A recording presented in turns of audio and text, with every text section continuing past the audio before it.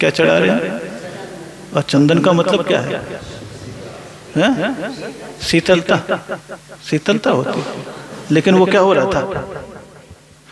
ज्वलनशील कौन हो रहा था भाई? उसकी कथा को पढ़ोगे तो आपको लगेगा ना, क्रोध, बैर, प्रतिशोध, यही सब तो चल रहा था। लड़ाइयाँ चलती है, क्या चलती है? लड़ाइयाँ चलती है। तो सबसे पहले कह दिया मंदिर में आ रहे हो तो तुम सिर पे तिलक लगा लेते हो, तो सबसे पहले ये सोच के भगवान के पास आना मेरा दिमाग ठंडा रहे। क्या रहे? मंदिर में। कहाँ पे? बस जिस दिन मंदिर में ठंडा रहने लग जाए तो फिर उस आचरण को कहाँ तक लेके पहुंच जाओ? घर तक। कहाँ तक ले जाओ? तो मंदिर में भी किसी बात की कला नहीं, घर में भी कला नहीं। उसका मतलब ही होता है सुगंधित करना। क्या होता है? सुगंधित करना। कि कोई मुझे कुल्हाड़ी भी मारे तो मैं उसके मुख को भी सुगंधित,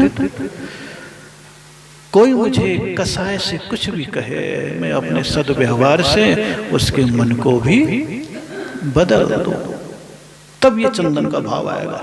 कौन सा भाव आएगा? समो शरण में चारों दिश में मुख अम्बुज दर्शन होता। भगवान का मुख चारों दिशाओं में दिखता है और जो भी समोशरण में जाता है, क्रोध, वैर, पाप, संताप सब कुछ समय के लिए मिट जाता है। इसी भाव के साथ हम किसके पास आए हैं? किसके पास आए हैं? आदिनाथ के पास है। क्या छोड़ने के लिए? पता नहीं मेरे को, तो अपन तो हर के चढ़ाओ। ओम ह्रीं परम शांति विधायकाय श्री आदिनाथ जनेन्द्राय नमः। संसार तापनाशनाय चंद्रम नृपामिति सुब्रत सासाई चंद्र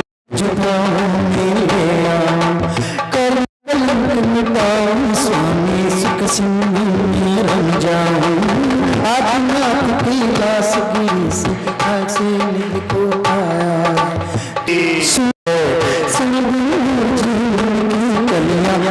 पात सिखलाता है चंचल मन की तेरे मोचारे खाना।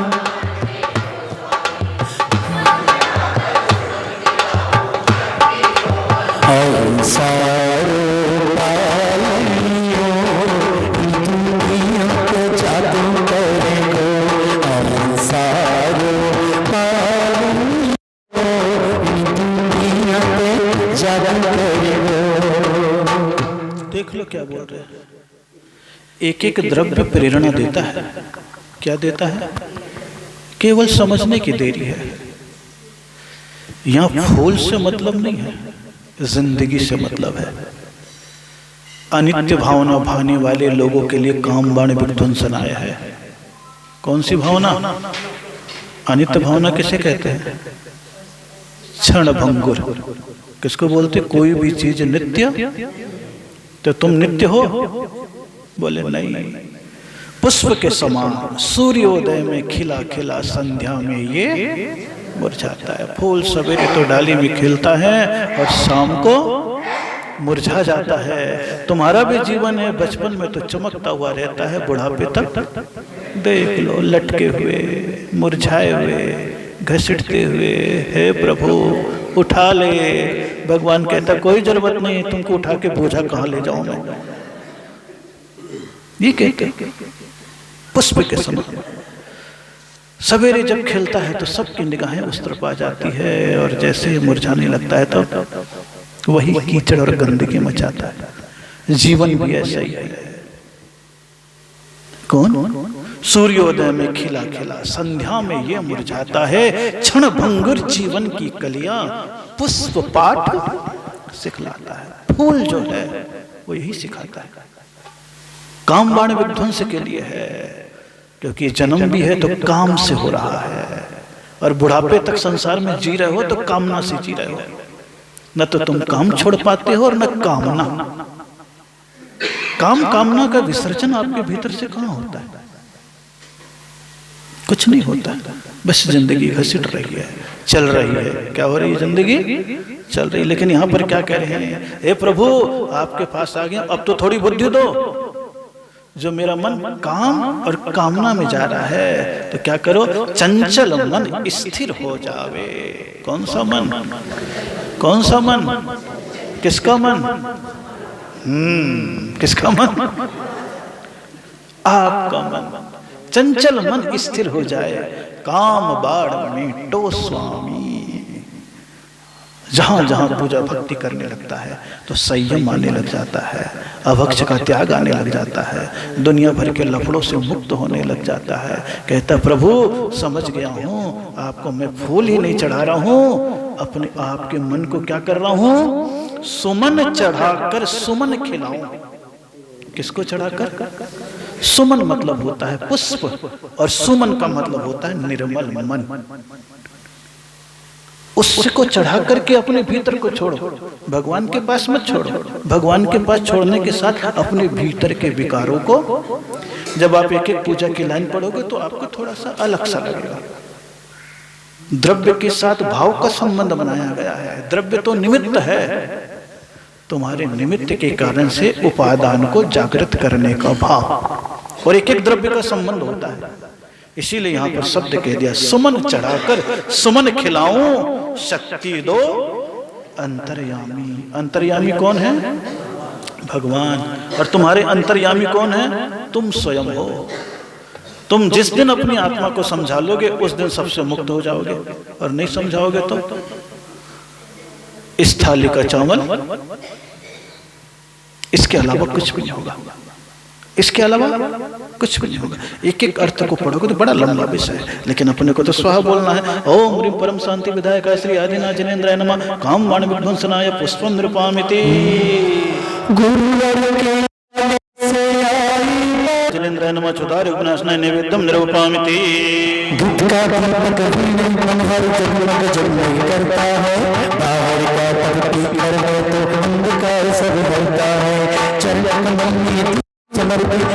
दीप जलाऊंगा तेरे सम्मिश्र ज्योति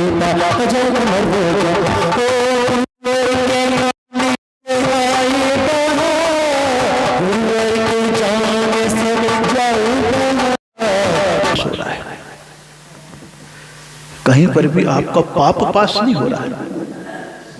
क्या पास नहीं हो रहा है? पाप को पास करना है।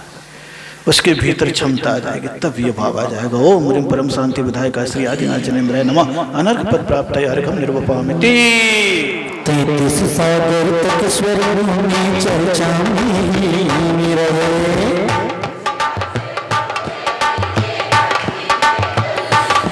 हर माता मंगे दुखी में बड़ी आशा आए।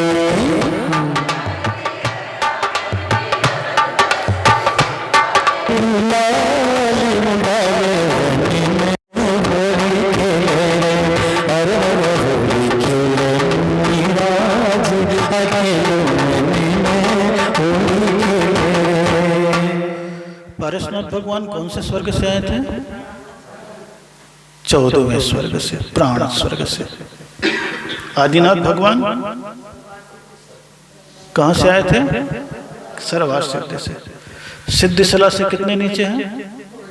ये लिखा ना, सिद्धशिला से थोड़े नीचे। कितने नीचे? इतना सा नीचे भी देख लो, अगर पलक से तार की एक बाल की भी दूरी हो तो बल्ब जलता। सोच लो। अब जब सर्वार्थ सिद्धि में रह करके 33 सागर तक तत्व चर्चा करी तो भी कल्याण नहीं हुआ, तो आप कितने भी किताब के पन्ने पलट लो,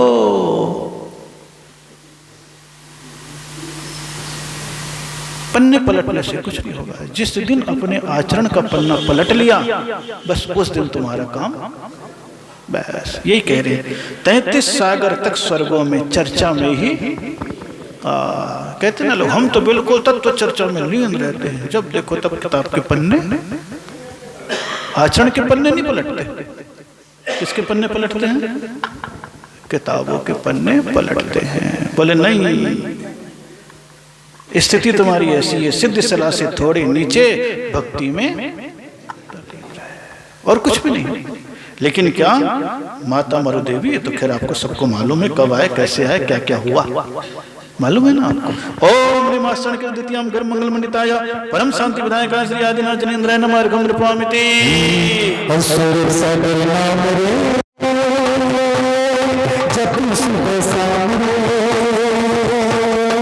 दर्शन कर लो, वंदन कर लो, आया रे आया तेरी धाम रे, आया रे आया तेरी धाम रे।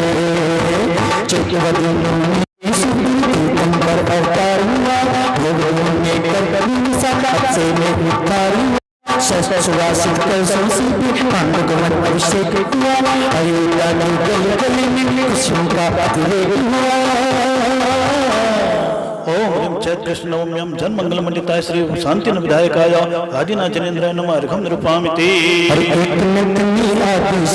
जीवन की बदली कथा जगती में कुछ सार नहीं है, ये तो मौका है आगा, इनमें को छोड़ दिया और छोड़ चले सारा परिवार, भीषण वन में भी उष्ण में तारा तप बनकर कृष्ण नवम्यं तपो मंगलम प्राप्त परम शांति विधायक श्री आदिनाथ जनेन्द्राय नमः अर्घं नृपामिति।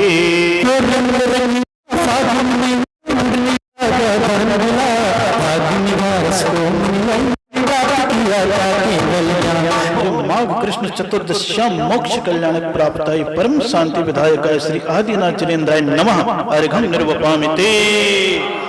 जिन देव की पूजा करो यक्षिणी होते हैं, चक्रेश्वरी और गोवक्त्र यक्ष आदिनाथ भगवान के। कौन से भगवान के? और महावीर स्वामी के कौन है? मातंग यक्ष और सिद्धायत्री है कि नहीं? सबके अपने अपने देवी देवता हैं, अलग अलग नाम है। त्रिलोक पंडिती ग्रंथ में यति वृषभ आचार्य ने लिखा है। कौन से आचार्य ने? यति। जो भी भगवान की प्रतिष्ठा होती है तो उनके यक्ष यक्षिणी की अधिष्ठाता देवी देवता की स्थापना की जाती है, क्योंकि वो जब भी भगवान का समोसरण चलता है तो सबसे आगे धर्म चक्र को लेकर के आगे चलते थे। किसको लेकर के आगे चलते थे? धर्म चक्र को लेकर के आगे चलते थे। धर्म चक्र का मतलब होता है तीर्थ प्रवर्तन। कौन सा प्रवर्तन? तीर्थ प्रवर्तन। अभी नामों में अलग अलग चीजें आ जाती हैं। आइए अब भक्तमर के एक अर्घ बोलते जाइए, इधर चढ़ाते।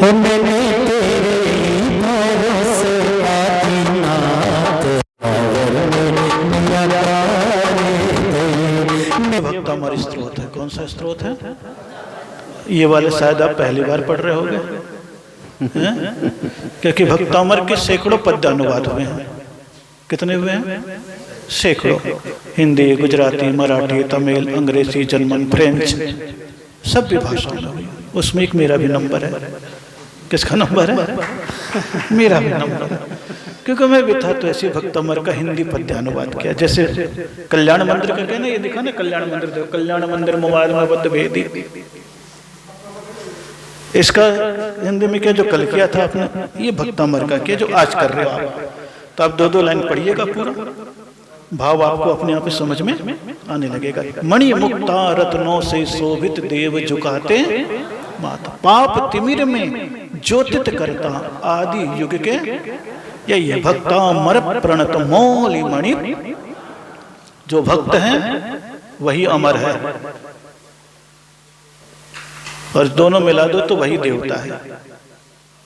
प्रणत क्योंकि भक्त होता है वही भगवान के चरणों में झुकता है। कौन सा भक्त झुकता है?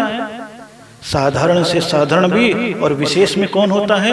मौली मणि प्रभाणाम, जिसके मुकुट में रत्न भी चमक रहे हैं। और जैसे भगवान के चरणों में झुकता है, उद्योतकम उसके भीतर प्रकाशित होने लग जाता है। और जैसे भीतर भक्ति में प्रकाशित होता है तो क्या होता है? दलित पाप, उसके पाप भी क्या होते हैं? दलित होते हैं, पिस जाते हैं, कुट जाते हैं, खत्म हो जाते हैं, समाप्त हो जाते हैं।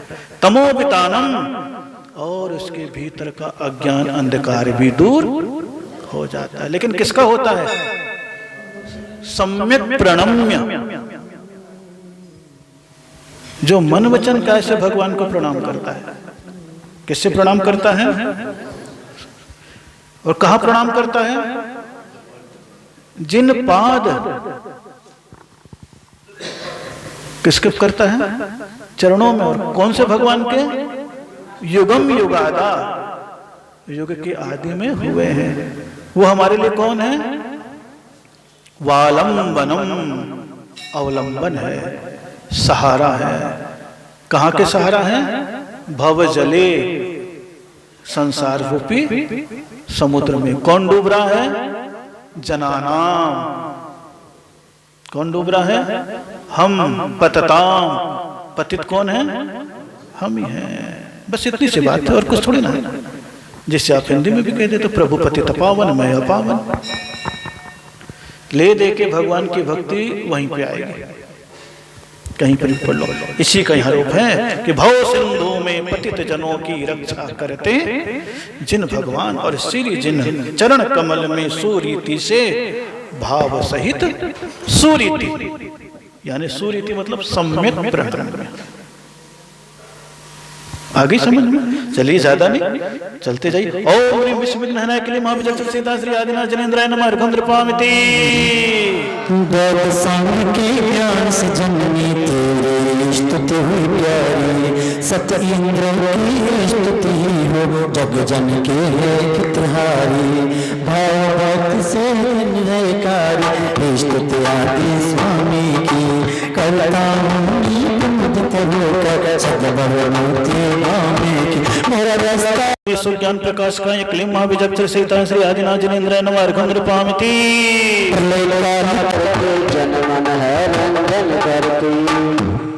जैसे बसंत ऋतु में कूकने लग जाते, उसी प्रकार जब भी भक्ति का अवसर आता है तो भक्त भी भगवान का गुणगान करने लग जाता है। वो सोचता नहीं है कि मुझे आता है कि नहीं आता है। आचार्य मान तुम खुद कह रहे, अल्प ज्ञान में विद्वानों के परिहासों का अल्पश्रुतम श्रुतवताम परिहास धाम। पहली लाइन का अर्थ पहली लाइन में, तद भक्ति रेव मुखरी कुरते बलानमान, और तेरी भक्ति बरबस मुझको करवाती। मेरे को नहीं आता है, फिर भी मैं आपके पास आ गया हूँ। फिर उसके उपरांत का यद को किला किल मधो मधुरम विरोधी आम्र मंजरी प्राप्ति हेतु मधुर मधुर गुंजन करती। जब भी भक्ति का पाठ करोगे तो वो मधुरी कहलाता है। और कोकिल काली कलरव करके जनमन को, और जहाँ कोयल बोलती है तो लोग भी देखने लग जाते हैं कि कहाँ कूक रही है। और जहाँ भक्त भक्ति करने लग जाता है तो लोग भी सोचने लग जाते हैं अरे ये तो बड़ा धर्मात्मा हो रहा है। बस और कुछ भी नहीं, ये भावना है। ये क्या है? मानतुंग आचार्य कहाँ पे रह के भावना भा रहे हैं? कहाँ पे रह के? और आप कहाँ पे रह के गवा रहे हो? देख लो, वो जेल में रह कर भी अपना काम कर गए, और अपन नमोस्तु महाराज स्वाहा कराओ। सोचो, क्या करो? सोचो, सुख में भी भगवान की पूजा नहीं कर पाते हैं, और कहने को कह देते हैं सुख में सुमिरन जो करे, दुख काहे को। बताओ, सुख हो या दुख, भगवान को कभी भी नहीं बोलना चाहिए। यही बता रहे इसमें। वो दुख में भी थे तो भी, लेकिन दुख को दुख माना नहीं, बल्कि दुख को एक अवसर में लिया। और अवसर ऐसा फलीभूत हुआ उन्हें कि आज 1500 साल हो गए, आज तक भक्त उमर को याद किया जाता है। किसको याद किया जाता है?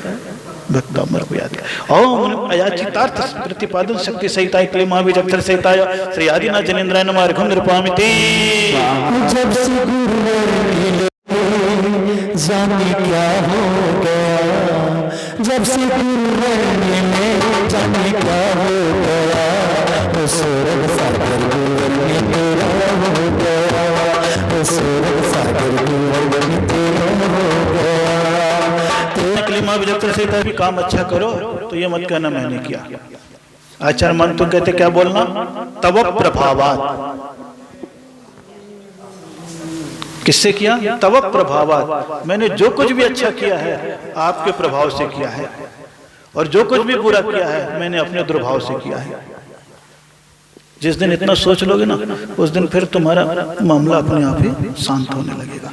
ये एक एक चीज है। मतिहीन की तुम प्रभाव से, मैं तो मतिहीन हूं, जो भी कुछ कर पाता हूं केवल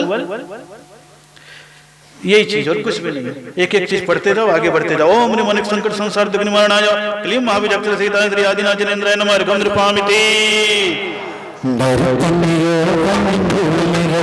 पानी में मत डालो, पूजन करो कमालो, प्रभु जी के गुण गालो, पूजन करो कमालो, प्रभु जी के गुण गालो। सूर्य नर से प्रभु भगवान, जल बल से पूरा करो, चलो जितने पदम पूरा चालो, चलो समेत से करो चालो, पूजन करो कमालो, प्रभु जी के गुण गालो। ओम अष्टदल कमलाधिपति श्री आदिनाथ जिनेन्द्र नमः पूर्णार्घं निरूपयामि। पावन स्तुति के प्रभाव से पूरी रहे कलश राशि, पुण्य कथा पाप समसेवक को नहीं कहा जाता धन्यवाद। स्मरण भूताय क्लीमा विजक्ष सीता श्री आदिनाथ जिनेन्द्र नमः अर्घं निरूपयामि।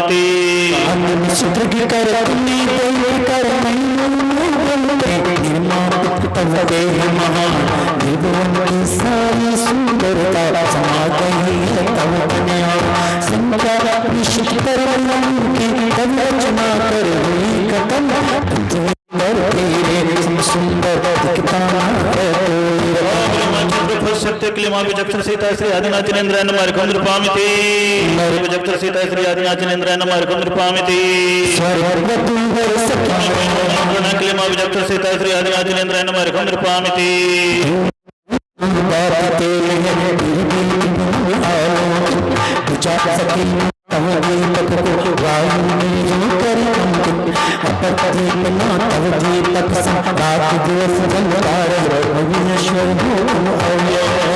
स्तंभ का क्लीमा विजक्ष सीता श्री आदिनाथ जिनेन्द्र नमः अर्घं निरूपयामि।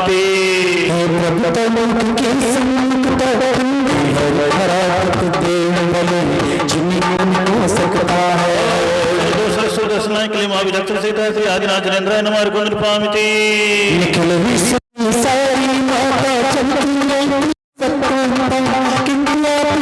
क्लीमा विजक्ष सीता श्री आदिनाथ जिनेन्द्र नमः अर्घं निरूपयामि।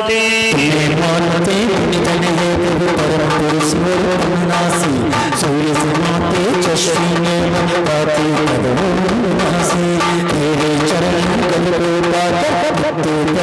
पाते हैं, उत्तम सो मोक्ष मार्ग पाते हैं। क्लीमा विजक्ष सीता श्री आदिनाथ जिनेन्द्र नमः अर्घं निरूपयामि।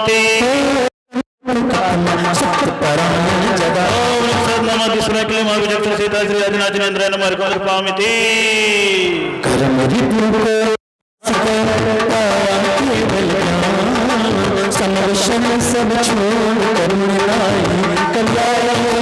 सब क्लीमा विजक्ष सीता श्री आदिनाथ जिनेन्द्र नमः अर्घं निरूपयामि।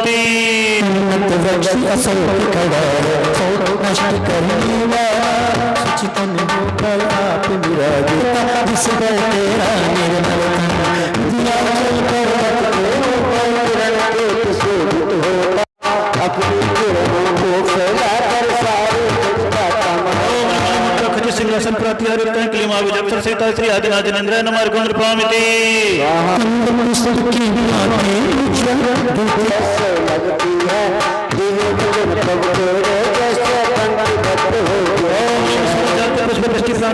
क्लीमा विजक्ष सीता श्री आदिनाथ जिनेन्द्र नमः अर्घं निरूपयामि। जब सारी वस्तु से अधिक कांत में हो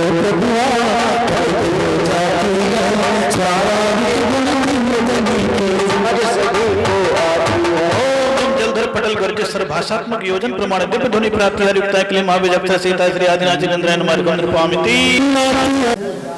रोग निवारण के लिए किस लिए पढ़ते हैं? और जैन दर्शन में 64 रिद्धि विधान में 8 अर्घ तो केवल औषधि रिद्धि की ही है। कौन सी रिद्धि है? और जब भी आप भगवान की पूजा करोगे तो एक बार जरूर पढ़ोगे अमौषधि, जल्लोषधि, मल्लोषधि, खेल्लोषधि, विप्पोषधि, सर्वोषधि। सब पढ़ते कि नहीं पढ़ते? उसी प्रकार भक्तामृत जब भी पढ़ते हैं तो ये वाला श्लोक अक्सर करके उदर के लिए, पेट के लिए पढ़ते हैं। कौन सा? पेट के लिए। रोग निवारण के लिए ये श्लोक कह दिया, महाभयंकर रोग जलोदर, सोचनीय प्राणी की दशा, अति दयामय हुई अवस्था, छोड़ चुका जीवन आशा। मैं भी ये भक्तामृत को पढ़ता था और जब गाजियाबाद के पास मुरादनगर में हॉस्पिटल बनाया, बहुत सारे नाम सोचे गए, क्या किया जाए, क्या किया जाए, लेकिन बीमारी के इलाज की भावनाएं थी। विकलांगों के साथ पूरे के पूरे सामान्य इलाज भी आज भी बना हुआ वहां पर। करीब 16 डॉक्टर वहां पर हैं, 20 एकड़ की भूमि है और करीब 5000 लोगों का तो इलाज किया जा चुका है और 53,000 लोग वहां से लाभ प्राप्त कर चुके हैं। 2 साल तो कोरोना में बीत गया और 2 साल ये 4 साल में उसको बने 1200 साल। केवल विकलांगों के लिए ये क्या महाराज? हाँ, अभी विकलांगों के लिए, अब कैंसर का कर रहे हैं। अच्छा, वो डायलिसिस वगैरह भी है, सब है।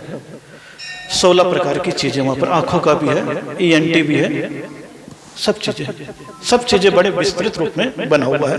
16 डॉक्टरों की टीम काम करती है। अब उसी हॉस्पिटल को बढ़ा करके कैंसर हॉस्पिटल कर रहे हैं। निःशुल्क व्यवस्था है? निःशुल्क जी, बिल्कुल, अभी निःशुल्क। 4 तो डायलिसिस मशीन, 5 एक डायलिसिस मशीन तो आप राजीव कुमार जी जन बैठे हुए मेरठ के, इन्होंने वहां पर लगवाया था। अभी पिछले साल ही उसको चालू किया था, भगवान महावीर स्वामी के 4वां स्थापना दिवस पे मुरादनगर। कभी आप लोग उधर हस्तिनापुर वगैरह जाते हो तो कभी जाए, वहां पर मनसापूर्ण महावीर के नाम से है। कौन से नाम से है? मनसापूर्ण महावीर जिनालय। 1200 साल पुरानी प्रतिमा भूगर्भ से निकली हुई है। इसमें पीछे प्रतिमा की फोटो भी है, ये देखेंगे, ये वाली प्रतिमा है, ये वाली प्रतिमा भी है, सारी चीजें हैं। तो उस समय सोचा गया नाम, सुन लो देख लेना, बात नहीं कर, थोड़ा साइड में हो जाओ। तो फिर जब नाम की बात आई तो बहुत सारे सोचने के उपरांत सोचा गया क्या नाम रखा जाए। तो भक्तामृत का पाठ ही चलता था, उस समय एक नाम आया, सोचम दशामपगताश्च्युत जीविताशा, कि जिन प्राणियों के विकलांगता के कारण से भी कोई पूछ नहीं है, परेशान है, बेचैन है, और वहां पर उसी लिए बनाया गया। देखेंगे आप, छोटे बच्चे के भी अगर हाथ कटे हुए हैं, ऐसे सेंसर के वो लगा देते हैं हाथ कि वो लिख सकता है, साइकिल चला सकता है, अपना काम पूरा कर सकता है। बड़ी बड़ी बच्चियां होती है, जवान, अब जिसके सोचो हाथ टूट गया, पांव टूट गया, शारीरिक स्थिति क्या बनती है। ऐसी मशीन है कि पूरा का पूरा वो काम सब यूएसएस का है, बाहर से आता है, सेंसर से चलता है, दिमाग का संबंध उस मशीन से होता है और वो काम करना चालू कर देता है। और बहुत अच्छी चीज है वो, कभी आप लोग देखोगे तो आपको पता चलेगा। तब उस समय सोचा क्या रखा जाए इसका नाम, क्या रखा जाए इसका नाम। तब इस विचार आया था जीवन आशा। कौन सा नाम? ये भक्तामृत से लिया गया। किससे लिया गया था? जीवित आशा, बीमारी का श्लोक में वही शब्द आता है। बहुत अच्छे बनाए हुए हैं। तो आज आप पर मेरठ के भी आए हुए हैं, ये लक्की कुमार जी भी हैं जो बिल्कुल पूरे कार्य में वहां पर संलग्न रहते हैं। वो सदस्य हैं, आजीवन सदस्य भी हैं और कार्यकारिणी के सदस्य भी। सैकड़ों मरीज तो इन्हीं के माध्यम से इलाज होता है। अभी एक लड़का आया था ना, सजल कुमार जैन, छोटा सा लड़का ही, आप देखोगे वो भी उसका परम संरक्षक है। यानी सब ने अच्छी अच्छी रहस्य देकर के उस हॉस्पिटल को जब वहां पर था तो निर्माण कराया। इत्तेफाक से आज यहाँ पर आए हुए। तो जब जीवन में भाव जगता है तो मंदिर तो क्या, मेरी इतनी छोटी सी उम्र है, तो आप सोचिएगा कि मैंने इस 25 साल के दीक्षा काल में 50 पंच कल्याण करा चुका हूं। सोचो आप, यानी हर साल 2 पैदल यात्रा, क्योंकि मैं भागता तो वैसे नहीं, और 8 किलोमीटर चल करके। कोई ऐसा नहीं कि कहीं पंच कल्याण का नारियल चढ़ाया तो मैं लुढ़कता हुआ चला गया, नहीं, बिल्कुल अपने हिसाब से भी चलकर। उसमें भी इतने सारे पंच कल्याण कराते रहे तो भाव जगा कि हम लोग रोज भगवान के सामने पूजा तो करते हैं, हो वे सारी प्रजा को सुख, लेकिन एक भी सुख का काम नहीं करते, खाली पूजा पाठ और जनियों का भोजन, मंदिर में सोना चांदी। कभी सेवा का काम कर पाते का? बहुत कम। जैसे यहाँ पर भी छोटा सा चले रहा ना सेवा का काम, मंदिरों के साथ पहले सेवा का काम भी जुड़ा रहता था। तब मेरे मन में भाव जगा था गाजियाबाद पंच कल्याण पे, क्योंकि वहां तीसरा पंच कल्याण करा रहा था। 2 तो करा चुका था, शताब्दी समारोह का भी और 24वीं मानस्तंभ। पहला महास्तंभ बना था पूरे भारत में 24 पहला, जो 16 इंद्रों पे 16 भगवान है और बीच के स्तंभ पर 12 भगवान, 24 भगवान का है। 24 महास्तंभ पहला। उसके बाद फिर यही क्षेत्र में भी बना, गाजियाबाद में भी बना, इधर भी बना, द्रोणगिरी में भी, वो द्रोणगिरी नहीं, आहारजी में भी बना, वैसा 24 महास्तंभ। उसके पहले वो पहला था, इतना ऊंचा पुल को नक्काशीदार, 16 इंद्र पे 16 भगवान है, बाकी बने हुए। तो वहाँ पूरा चल रहा था, तो वो इलाज का काम पूरा चलता रहा। तो जीवन में ऐसे कार्य मन में रहता है, तो भगवान के कार्य करते हुए सोचो मानवीय सेवा का भी। कौन सा सोचो कि कभी हमें अवसर मिलता है तो मानव की सेवा के लिए भी अपने जीवन में भाव जागृत हो, ताकि उससे परोपकार का भी पुण्य है। और जो जिनवानी में पढ़ते हो, निस दिन वैया व्रत करैया सो निश्चय भव। अब वैया व्रत का अर्थ क्या है? सेवा भावना। केवल मुनराज के पांव दबा लिए वही वैया व्रत नहीं है, दीन दुखियों की सेवा भी कर लिए तो वो भी क्या है, और वही वैया वृत्ति तीर्थंकर प्रकृति। कौन से में कारण है? तीर्थंकर प्रकृति। दरस विशुद्धि धरे जो कोय, ये भगवान की भक्ति है। ज्ञानाभ्यास करे माही मन माही, ये शिक्षा का प्रतीक है। और निस्दिन वैया व्रत करे, ये सेवा का प्रतीक है। और जैनियों को 3 चीजें करते रहना चाहिए, संस्कृति, शिक्षा और सेवा। ये तीनों चीजें करते रहना चाहिए।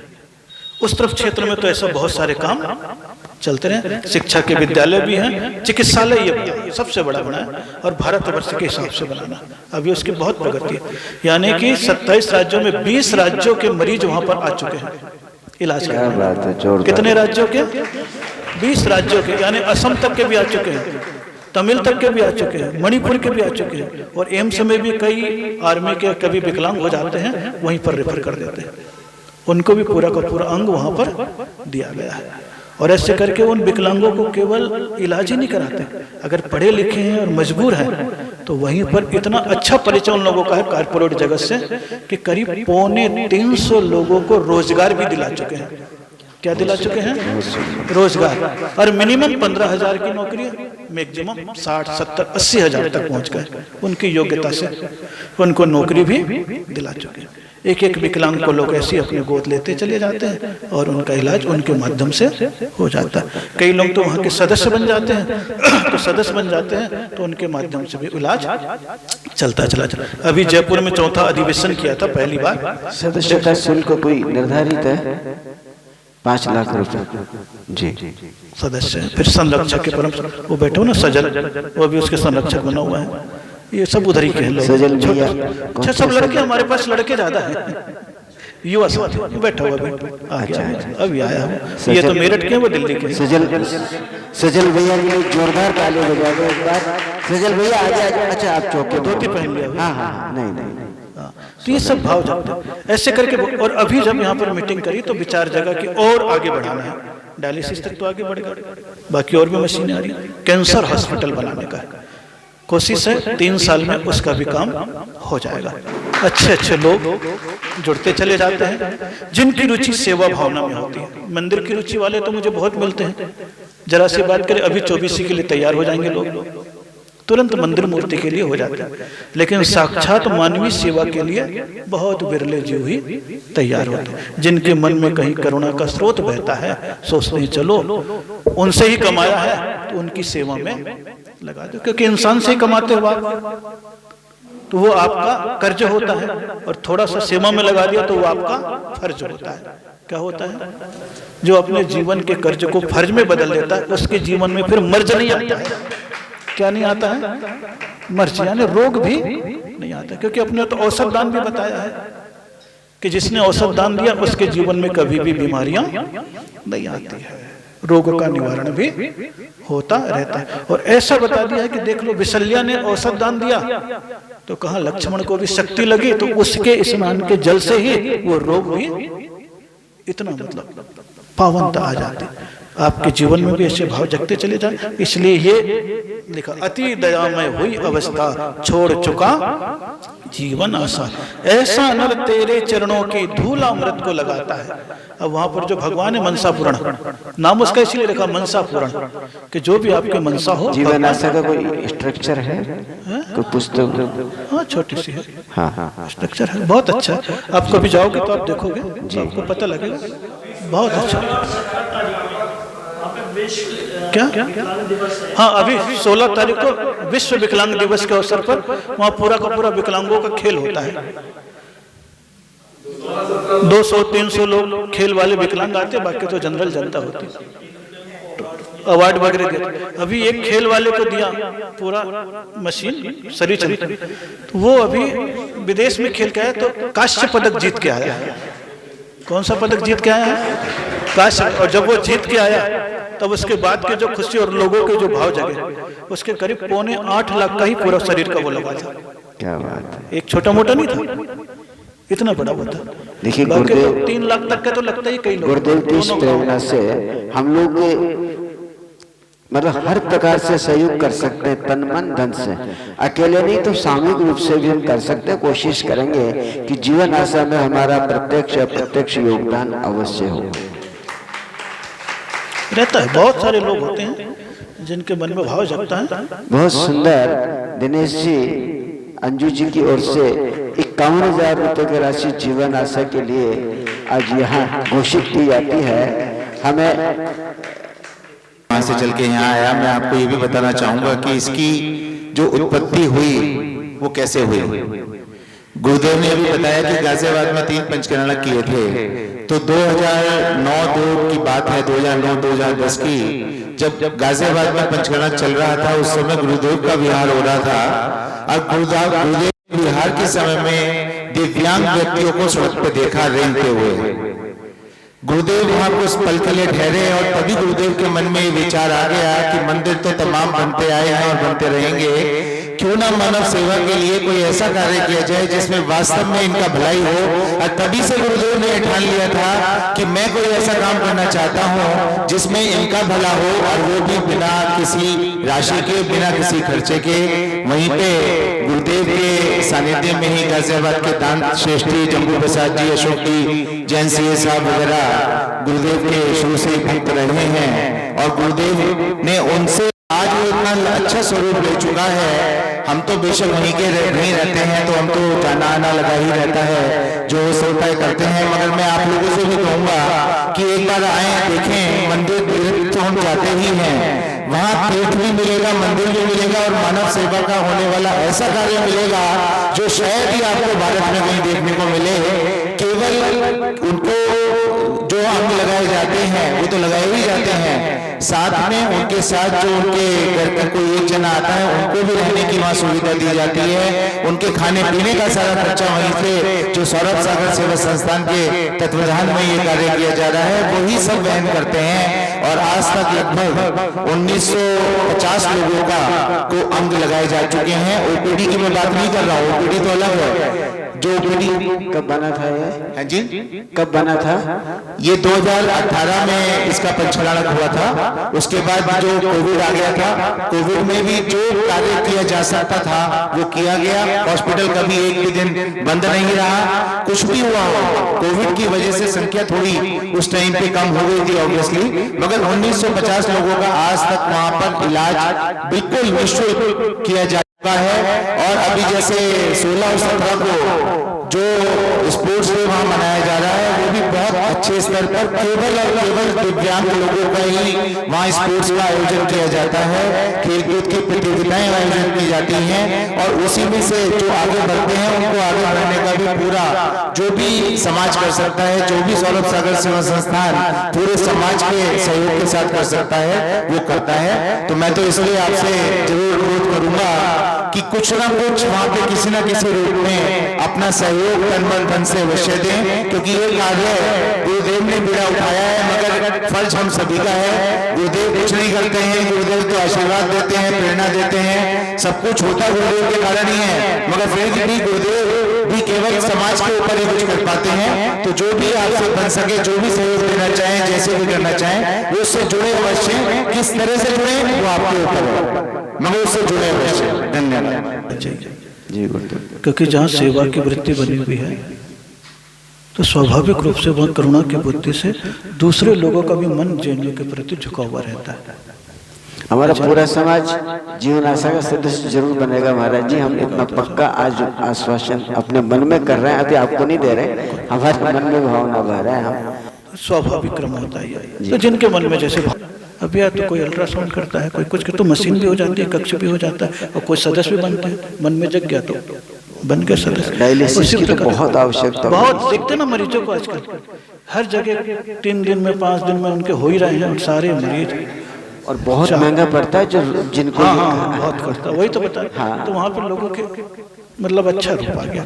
तो सेवा के रूप में तो समाज जहाँ रहती है वहाँ भी करे, और जहाँ पे होता है समूह रूप से। मैं तो चाहता हूँ कि जेएनयू का जो रूप है अन्य समाज में सब जगह सेवा और शिक्षा के लिए कहीं ना कहीं नामी गिरामी संस्थाएं हैं, लेकिन दिगंबर जैन समाज में एक भी भारतीय स्तर पर नहीं है, राष्ट्रीय स्तर पर नहीं है। और उस हॉस्पिटल को उसी स्तर पर मुझे ले जाना। और जो लोग हैं वहां पर जिनका नाम लिया, अशोक कुमार जी हुए, जम्बो कुमार जी हुए, और भी लोग ऐसे काफी लोग हैं सदस्य। तो ये सब बड़े लोगों ने पूरी समग्रता के साथ जुड़े हुए हैं। राजनीतिक लोग भी जुड़ना चाहते, लेकिन अभी राजनीतिक और सरकार से कुछ भी नहीं लेते, केवल समाज से ही। क्योंकि राजनीति सरकार से लेने के बाद उसका रूप बदल जाता है। यद्यपि मंत्रियों का भी उनको आता रहता है कि भाई इतना बड़ा काम कर रहे हो, थोड़ा सा अभी बढ़ने दो, और बढ़ रहा है वो बहुत अच्छी तरीके से। 4 साल से लगातार हो गए हैं। बोलिए आचार्य भगवान सौरभ सागर जी महामुनिराज। चलिए अर्घ्य चढ़ा लीजिए। ये नाम आ गया था सोचम दशाम उपगताश्च्युत जीवित आशा। उस जीवन आशा से जीवित आशा के नाम से आ गया। आइए अर्घ्य चढ़ाएं। तो कल तो कल्याण मंदिर पढ़ने का नियम ले लिया था। भक्तामर तो यहाँ पर सारे के सारे पढ़ते ही पढ़ते, ऐसा कोई भी नहीं होगा भक्तामर नहीं पढ़ते। कोई संस्कृत पढ़ता है, वो कल पंडित जी के पास दे दिया था सारा वो। हाँ।